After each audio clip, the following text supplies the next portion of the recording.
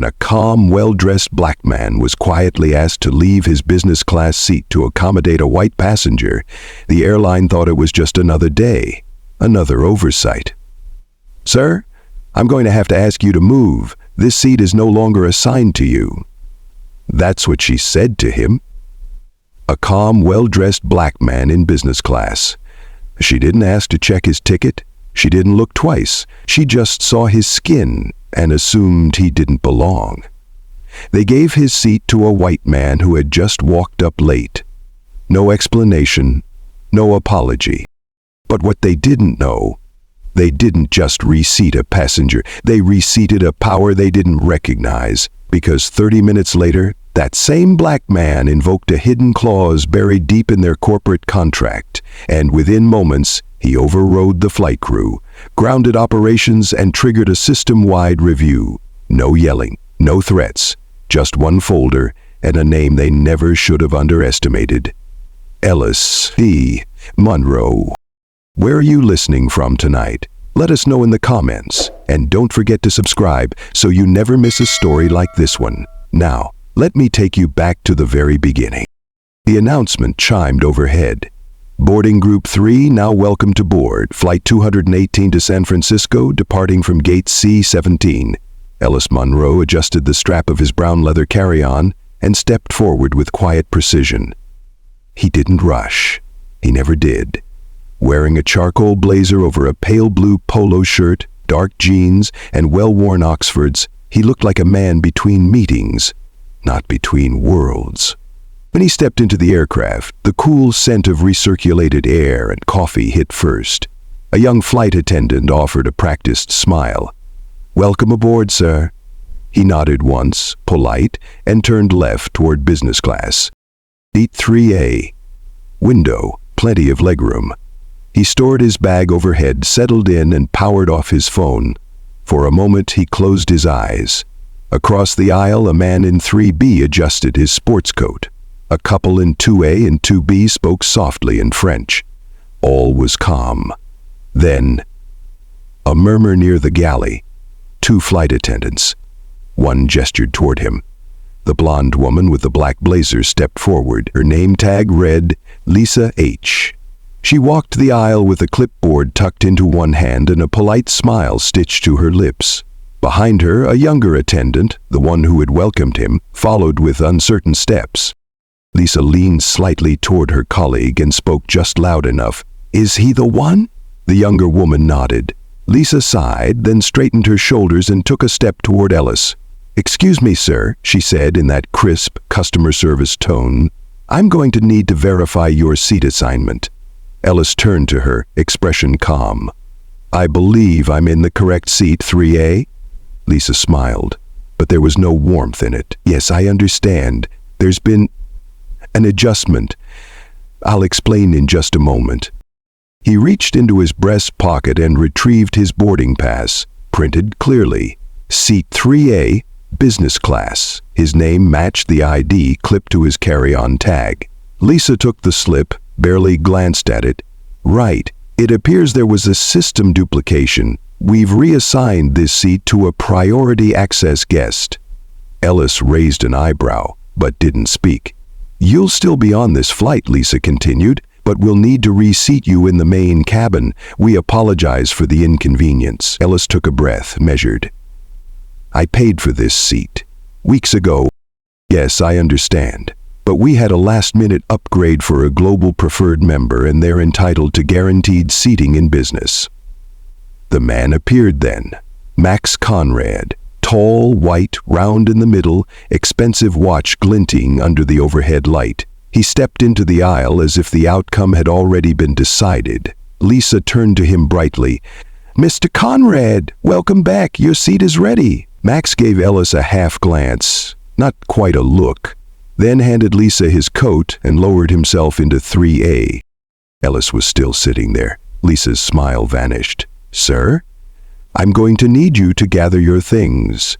There was no escalation in Ellis's voice, no protest, only a small, deep pause, the kind that carried weight. "Am I being removed from the seat I purchased because someone else has higher status?" Lisa answered like a machine. Our policies allow for strategic seat reassignments in certain cases. Thank you for understanding." From 2 rows back, a voice spoke up, sharp but soft. "Excuse me, I saw that man board before anyone. He was here first." It was an older black woman dressed in floral fabric, silver rings stacked on dark fingers. Her name, later learned, was Norma Jean. Lisa didn't look at her. "We appreciate your concern, ma'am." Ellis stood slowly, carefully. As he pulled his bag from the overhead, his eyes met Norma's. She didn't blink. Her voice was low but certain. "Baby, don't you let them shrink you. That seat got your name on it." He offered her a small nod, something between thanks and apology, then turned and walked back down the aisle. Camille, 3 rows behind Norma, had already lifted her phone. She was filming, the caption typed in as she whispered to herself, "Black man with a biz class ticket just got moved for a white man. Ain't no way, ain't no damn way." No one stopped her. Most passengers stayed quiet. Ellis was reseated in 22C aisle seat near the restroom. He didn't complain, didn't sigh, didn't even adjust the seatbelt. He simply sat, straight-backed, still, and then he opened his phone. A message had arrived. 1 line, 4 words, "Ready if you are." He read it once, then powered his phone off again. Camille looked at Norma, leaned closer. "I think something big's about to happen," she whispered. Norma's lips pressed into a line. Her eyes didn't leave 3A. That seat was taken. But maybe not for long. Camille hadn't meant to film this flight. She was just tired, trying to get to Oakland before sunset, scrolling through shoes on sale when it started. But now, she couldn't stop recording. The man from 3A, the one they made move, was sitting just a few rows ahead now. Row 22, aisle seat. Not talking, not fussing. He just sat, like something else was on his mind. Norma Jean leaned toward Camille, her earrings swaying like wind chimes. "You still filming?" Camille nodded. "Whole internet gon' see this, I promise." The comments were picking up, slow at first, then, "He ain't even say nothing." "Nah, this ain't right. Wait, is this Delta?" "Keep recording, sis." The woman in 23D tapped her husband. "Was that really his seat? You think he messed up the boarding pass?" Her husband shrugged. "Don't matter now. They moved him." Back up front, Max Conrad had removed his shoes and was now sipping a glass of something amber. Lisa passed him a hot towel with both hands, her voice syrupy sweet. "Let me know if you need anything else, Mr. Conrad." He didn't thank her. She didn't expect him to. 3 rows back, Lisa met the eyes of a male attendant standing in the galley. He raised an eyebrow. Lisa mouthed 2 words, "He's gone." The attendant turned away. Down in row 22, Ellis hadn't moved since he sat. Didn't flip through the safety card, didn't check his phone again, but his hands were not still. He was writing, very small, very neat, in a pocket notebook pulled from the inner lining of his blazer. 2 pages, then 3. He tore none out, just wrote. Camille zoomed in as far as her phone would allow. "He's writing something," she whispered. Norma didn't reply. She was staring toward the front of the plane, like she could burn holes through Max Conrad's bald spot. Camille's livestream ticked past 700 viewers. Someone asked if this was a protest. Someone else said it looked like quiet dignity. Someone else just typed, "I know that man." Camille blinked. She tapped on the username, @SFBanker22, but their profile was private. Back in the business cabin, Lisa returned to the galley. The other attendant, Derek, had his arms crossed. "You know he had a valid ticket, right?" Lisa didn't answer at first. She busied herself rearranging water bottles. "Corporate said the Conrad guy gets top seating, global tier every time." "Yeah, but that other guy was already seated." Lisa paused, then said more to herself than to him, "Maybe he'll file a complaint, maybe he won't." Derek shook his head. "Don't feel right." Lisa snapped a bottle of sparkling water into place. It's not about feelings, it's policy.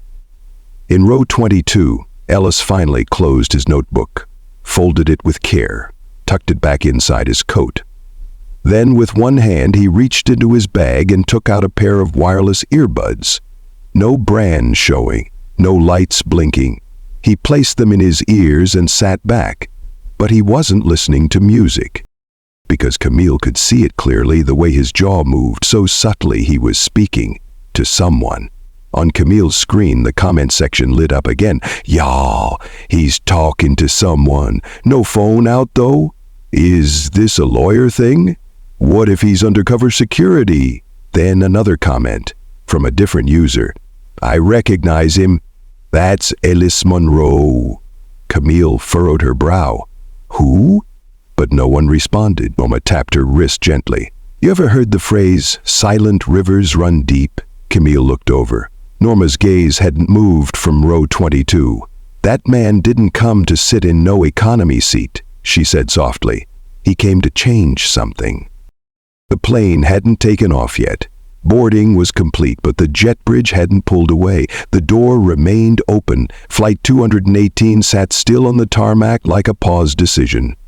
Camille's live stream hit 1,200 viewers. Her battery was down to 38%, but she wasn't about to stop now. Ellis hadn't moved. Not since putting in the earbuds. But then his right hand shifted, subtly, reaching into the inside pocket of his blazer. He pulled out a phone. A second one. This one had no case, slim, black, no fingerprints. He unlocked it with a fingerprint scan, and then, with one swipe, made a single call. He spoke no louder than a whisper, but Camille leaned forward, hoping her mic would catch something. Leonard, Ellis said, activate Monroe Protocol 4. A pause. Tell Clarence I want Section 7 prepped. We'll trigger escalation if response exceeds 10 minutes. He ended the call. Not a flicker of emotion on his face. He placed the phone on the tray table, screen down. Camille's comment feed lit up. Monroe, what? Is this CIA stuff? Y'all. Protocol. What is he talking about? That man just said trigger escalation. Excuse me? Meanwhile, 1,500 miles away in San Francisco, Leonard Stone paused mid-sip of his coffee. The call had come from an encrypted line. Only one person had access to it. Leonard reached for the second phone on his desk, dialed an internal extension. This is Stone. Get Clarence and Malik on conference in 5. He opened his laptop, pulled up a file marked Active Monroe Patrol 4. A red alert blinked at the bottom. Trigger, pending 912, remaining. Leonard wiped his glasses. This wasn't a drill. Back on Flight 218, the captain stepped out of the cockpit. His name was James Kincaid, a seasoned pilot, 30 years flying commercial. He approached Lisa Harper in the galley. What's the delay? Lisa looked nervous. There was a seating issue. We had to reseat a gentleman from business to economy. Kincaid frowned. That take this long? No, sir, but there's some noise. A girl's live streaming it. It's spreading. Kincaid looked toward the back of the cabin where a few heads were turned. Then, someone handed him a phone. It was Derek, the younger flight attendant. He had pulled up Twitter.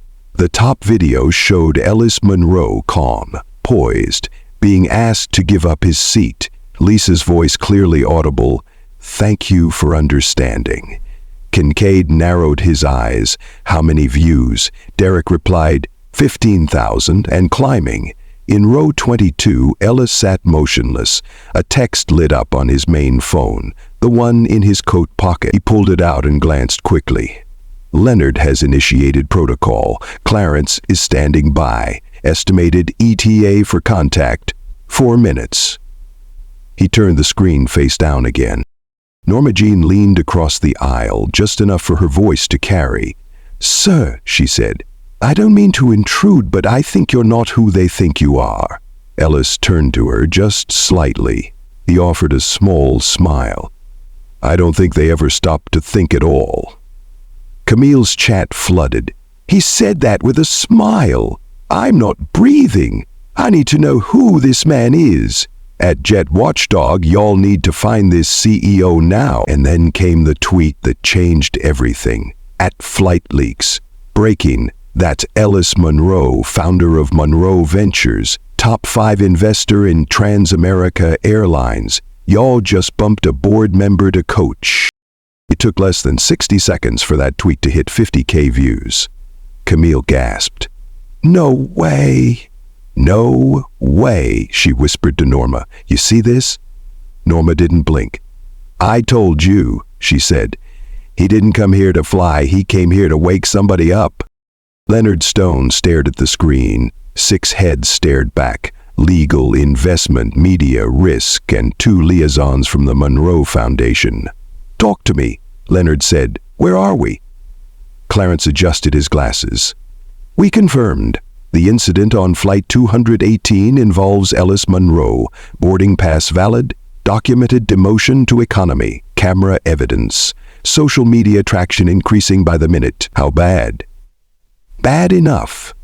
We're trending number 5 on X under Monroe seated wrong. Malik leaned forward from his frame. Worse? If Monroe decides to trigger Clause 7B, we can pull preferred partner status from Transamerica within 24 hours. That's 14% of their revenue in B2B corporate travel. Leonard exhaled. He's not going to escalate that far, is he? Clarence didn't blink. Sir? He made the call. He invoked Monroe Protocol 4.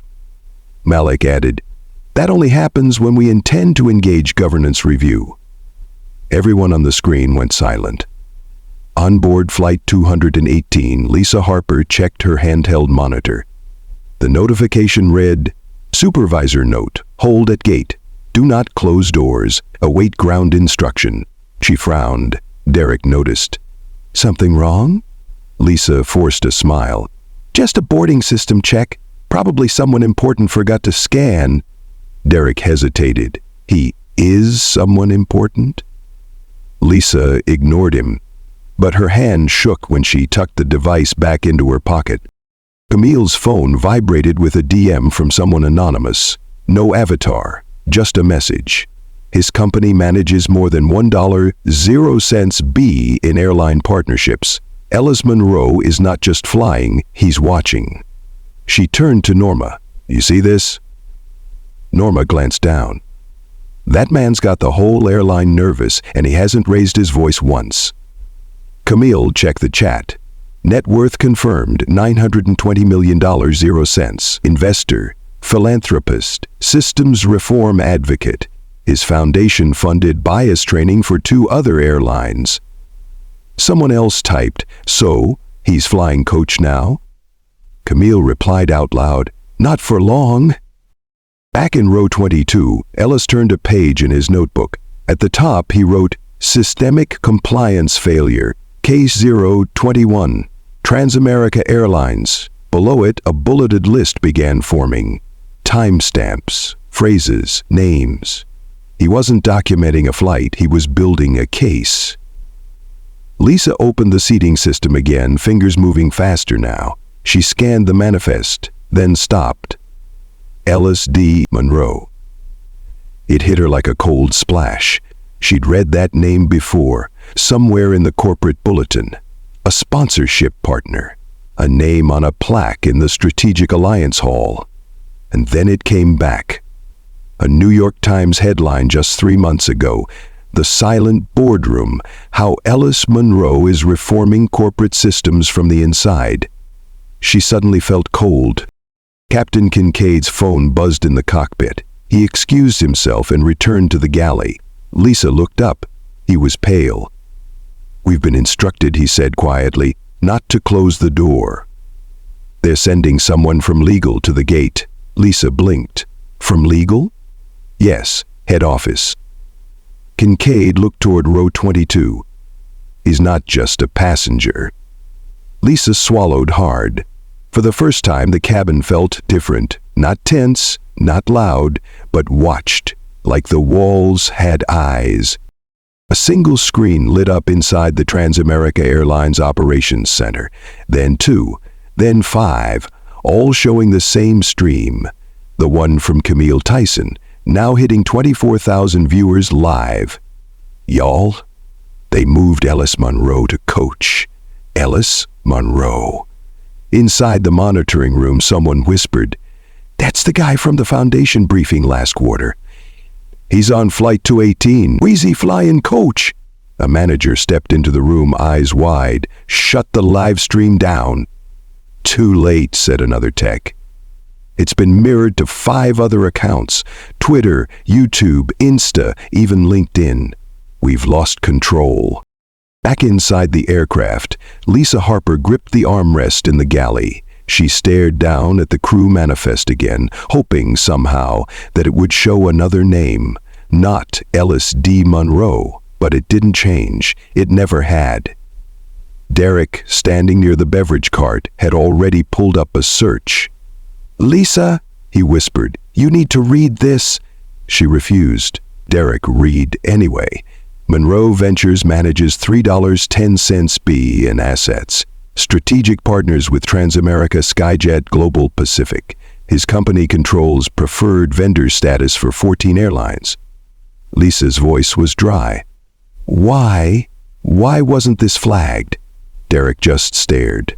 "You reseated the man who funds our bias training program." 3 rows behind them, Camille's phone buzzed again. A Twitter notification. "Breaking, Monroe Ventures confirms investigation underway re-flight 218 incident. This event will be addressed through appropriate governance channels." Her viewers exploded. "He's coming for them. This ain't just a tweet, this a war. Go Ellis, go. Tag the board, tag the shareholders, tag yo mama." Camille pressed record again. This time her voice trembled with awe. "Ladies and gentlemen, I think we're witnessing the fall of an airline in real time." In the cockpit, Captain Kincaid was on the phone. Not headset, hardline. "Yes, I understand. No, I had no idea. Yes, he was calm the whole time. No disruptions. Yes, understood." He hung up, turned to his co-pilot. "Legal says we're grounded until Monroe is reseated." The co-pilot blinked. "I thought he declined to escalate." Kincaid rubbed his forehead. "Apparently, this is him not escalating." Norma Jean leaned across to Camille. "Do you hear how quiet it is?" Camille paused. She was right. Not just quiet, heavy. Everyone on board could feel it now, like turbulence that hadn't arrived yet, but had already been forecasted. Ellis sat still, calm, focused. But his presence had shifted. He no longer looked like a man who'd been wronged. He looked like a man writing final instructions. A supervisor ran down the jet bridge toward gate C-17. 2 corporate security officers trailed behind. Inside the boarding bridge, a staffer whispered, "Someone upstairs just called this a Category Red." "What's a Category Red?" asked the junior agent. The supervisor didn't answer. Because she didn't know either. Lisa stepped into the forward galley. She pulled her phone, typed something quickly, and sent it to her district manager, then deleted the message. Then pulled her coat from the crew locker and hung it over her arm. Derek stared. "You quitting?" "No," Lisa said, but her voice cracked. "I just need to be ready." In row 22, Ellis received another text. Silent mode.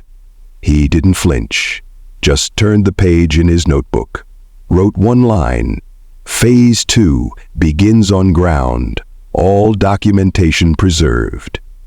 And then he closed the notebook and returned it to his inner coat pocket. The sound of that notebook closing, so soft, felt like the slam of a boardroom door. The jet bridge stayed locked. Gate C-17 had gone from calm to containment. Inside the cabin, no one moved. The seatbelt sign hadn't even lit. There was no turbulence, yet tension swirled through every row like static. Camille's stream crossed 41,000 viewers. Someone in the comments wrote, "I'm in corporate travel for another airline. If Monroe pulls his portfolio, it's going to crash 5 companies." Another added, "Transamerica stock just dipped 1.6% in 18 minutes. And then, the board knows, trust me, they're watching this." At that moment, in a corporate tower in downtown San Francisco, a small group of executives gathered in a locked conference room. Phones off, blinds drawn. The live stream was projected on a large screen. In the center frame, a calm man in seat 22C, arms resting, eyes focused. A woman at the end of the table whispered, "He hasn't said a word publicly, and yet we're bleeding market value." The legal advisor replied, "Because silence from someone that powerful isn't silence, it's calculation." Back inside the plane, Captain Kincaid stood behind Lisa in the galley. He asked quietly, "Has he said anything?" Lisa shook her head. "Not since he moved." Kincaid rubbed the bridge of his nose.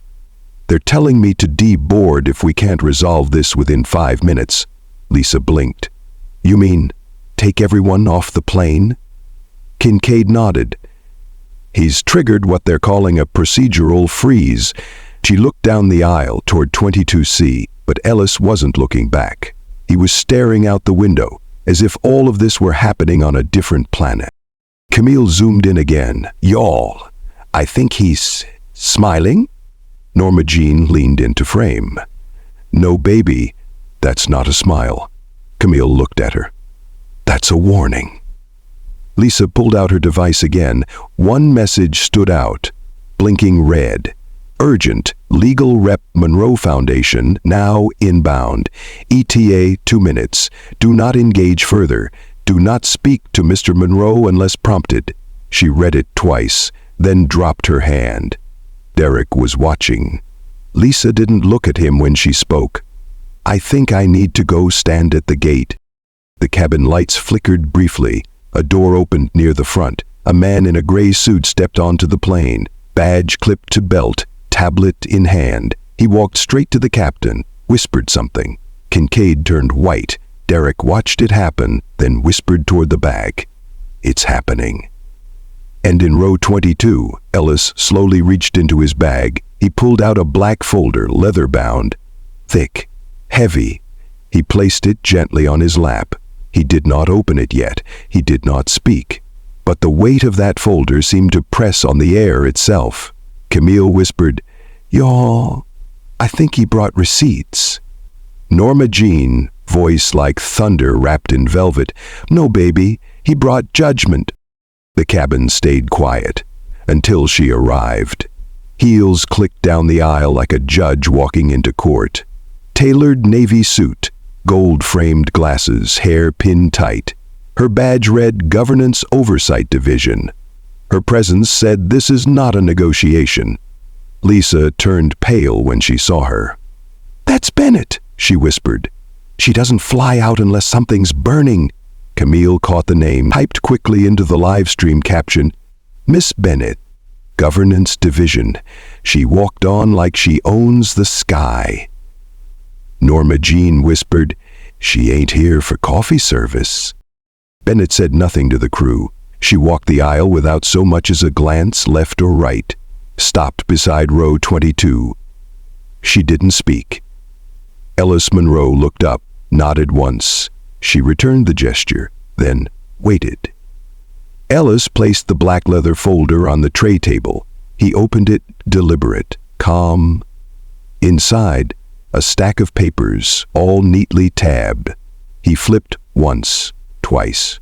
Stopped at a tab labeled Clause 14.3, Temporary Oversight Suspension Rights. The print was clear, the language impossible to misunderstand. In the event of any observed breach of partner equity protocol, including but not limited to discrimination on the basis of race, gender, or protected status, the strategic shareholder retains the right to temporarily suspend operational control over the active route, pending full review by the board oversight panel. He didn't raise his voice, didn't dramatize, just read it. word for word, then turned the page over. Signed, Ellis D. Monroe, Strategic Partner, Tier Alpha, Transamerica Airlines. Camille's viewers lit up. Wait, he can take control? Who puts that in a contract? Billionaires, that's who. Bro came prepared like a whole courtroom. He's not flying, he's auditing. Ms. Bennett spoke finally, voice precise, neutral. Mr. Monroe, do you wish to invoke Clause 14.3? Ellis closed the folder, folded his hands. I do. Effective immediately. She nodded, then turned to Lisa and Captain Kincaid, who had just stepped forward. As of this moment, she said evenly, operational authority over this aircraft falls under board supervision. Crew compliance will be required until further notice. Captain Kincaid's mouth parted slightly, but he didn't speak. Lisa looked down. Emile whispered, "Is this legal?" Norma Jean smiled. Wide, slow, powerful. Baby, it's not just legal, it's legacy. The cabin didn't move, not at first. Then, Lisa stepped forward, walked the aisle like someone walking through water. Heavy, distant, cold inside. She paused by row 22, opened her mouth, but couldn't speak. It was Bennett who broke the silence. Mr. Monroe will now return to his original seat in business class. 22C will remain empty. No passenger shall be placed beside him without his consent. A ripple of breath passed through the plane, like everyone had been holding theirs. Camille slowly angled her camera. "Huh?" Whispered. "Y'all? He's going back." Ellis rose, not quickly, not slowly, just definitively. He straightened his jacket, picked up the leather folder, took one final glance at 22C, then walked forward. No one clapped. Yet somehow the silence was louder than applause. Every step sounded like a drum.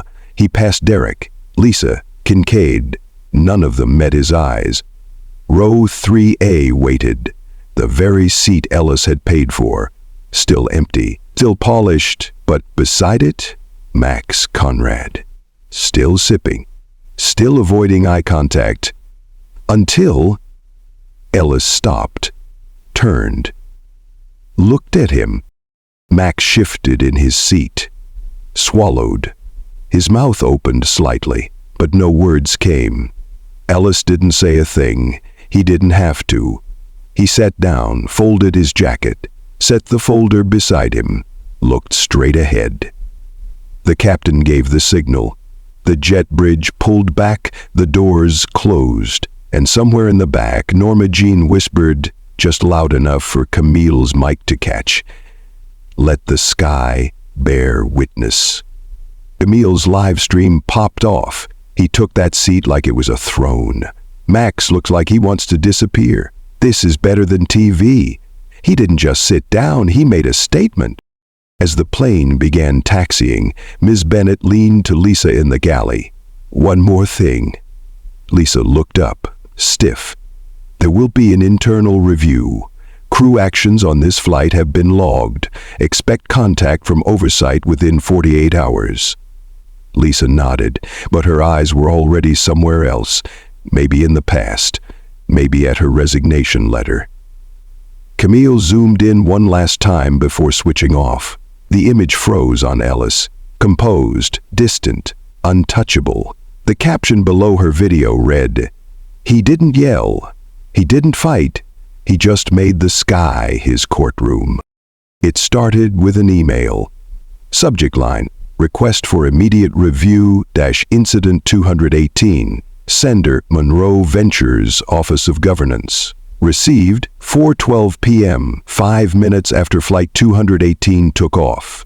By 4:30, 10 vice presidents had been added to the thread. By 5:10, the CEO of Transamerica Airlines was pacing inside the crisis suite at HQ. A meeting began. No one dared come late. The room was half glass, half silence. Tension wrapped around every chair like invisible rope. The screen lit up. At the top, Staff Audit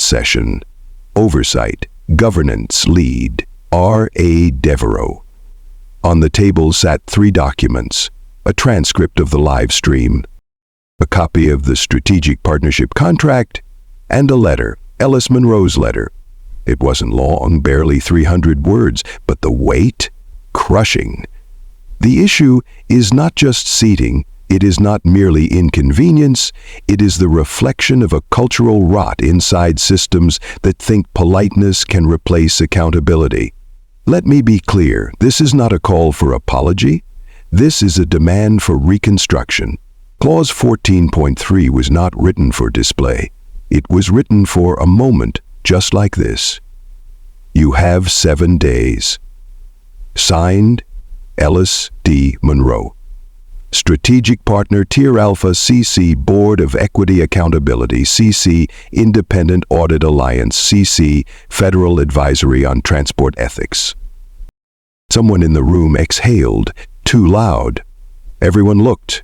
The VP of Legal broke the silence. We need to launch an internal disciplinary review. No, said the Chief Risk Officer. We need to survive the next 7 days. An emergency task force was formed within the hour. All staff who touched Flight 218's manifest were pulled into interviews. The word bias training was removed from the talking points. Too weak, too late.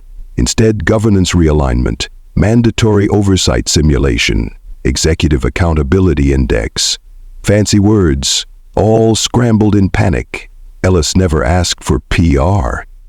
He asked for reform. At 6:45 p.m., a second email arrived. Subject line, Phase 1 deliverables due Friday. Attached was a PDF. Inside, staff remediation proposal, independent crew audit team, clause reinforcement training, passenger equity escalation protocol, new signage language for all domestic gates. And finally, the line that made a VP drop her pen. All crew members assigned to Flight 218 will be suspended pending investigation. Flight 218 is now classified under Oversight Category R. Next infraction will trigger shareholder governance override. The CEO didn't sit. He walked to the glass wall, looked out over the skyline, didn't say a word for a full minute. Then finally, do whatever it takes. Keep Monroe off the warpath. It didn't end with the flight, it started there. 3 days later, another passenger, a black professor in Houston, filmed herself being told she looked too casual for first class. That video hit 3.5 million views in 6 hours. The caption? Not again. Ask Transamerica what happens when you pick the wrong one. In Atlanta, a Delta Gate agent paused before asking a woman to step aside. She stared at the screen, saw the name, Judge T. Russell Moore, then looked at the woman again and simply said, "Have a safe flight, Your Honor." The woman didn't smile, but she nodded. Monroe Ventures issued no public statement, no interviews, no press tour. But the changes kept coming. A new passenger equity desk in every terminal, bias checks on all seating override requests, gate cameras logged and reviewed by AI ethics team. Staff rotated to avoid power hoarding at local airports. And the biggest? Clause 14.3, the one no one knew existed, became an industry standard. 4 other strategic investors added it within a week. Camille's TikTok hit 8.2 million views. She went live again. You remember that man on Flight 218? Well, his silence made more noise than some people's whole careers. She paused. He didn't call for cancellation. He called for correction. And baby, it's happening. In a community center in Oakland, a group of elders watched the clip on a projector. They clapped softly, nodded. One woman whispered, "He did it with a folder and a look. Like my grandfather used to say, don't yell, just make sure they spell your name right when they rewrite the rules." And as for Ellis, he never posted a word. But a photo surfaced, blurry, low-res, of him sitting at a neighborhood cafe, notebook open, same coat. A young girl approached him and said, "You made them listen." He didn't answer right away, then finally looked up. They already knew the truth. I just gave it structure. There's a kind of silence that isn't weakness, it's discipline. the kind you earn. After decades of being underestimated, after learning that the loudest one in the room is rarely the one with the pen, Ellis Monroe didn't need to speak at the gate, didn't need to argue, shout, or call a manager. He just waited. Because waiting isn't surrender when you already know how the story ends. Some people spend their whole lives trying to be seen. He built his life so that he didn't need to be. He walked through systems like someone who helped write them, because he did. And in the stillness of that airplane cabin, with his seat restored and his silence louder than thunder, he left a message without ever raising his voice. You don't have to fight for your worth. You simply have to know it better than they do. Somewhere, a little black girl watched Camille's video, saw a man like her grandfather, sitting calm, commanding, untouched, and maybe for the first time she thought, maybe I don't need to shout either. Maybe I just need to sit and make space shake around me. Thank you for staying with me all the way through. This story wasn't just about one man on one flight. It was about every time we were told to move, to wait, to lower our voices, just to be treated as less. But Ellis Monroe didn't fight back with fists. He didn't curse, cry, or beg. He simply showed up, prepared, composed, and powerful. And in doing so, he reminded us, we don't need to shout when we've already built the rules. I believe stories like this matter because they remind us of our quiet power, our legacy, our presence, our brilliance. If this story moved you, even just a little, please let me know in the comments where you're listening from. I'd love to hear your thoughts. And if you haven't already, make sure to like this video, share it with someone who needs to hear it, and subscribe to the channel so you don't miss the next story. We've got more truths to tell.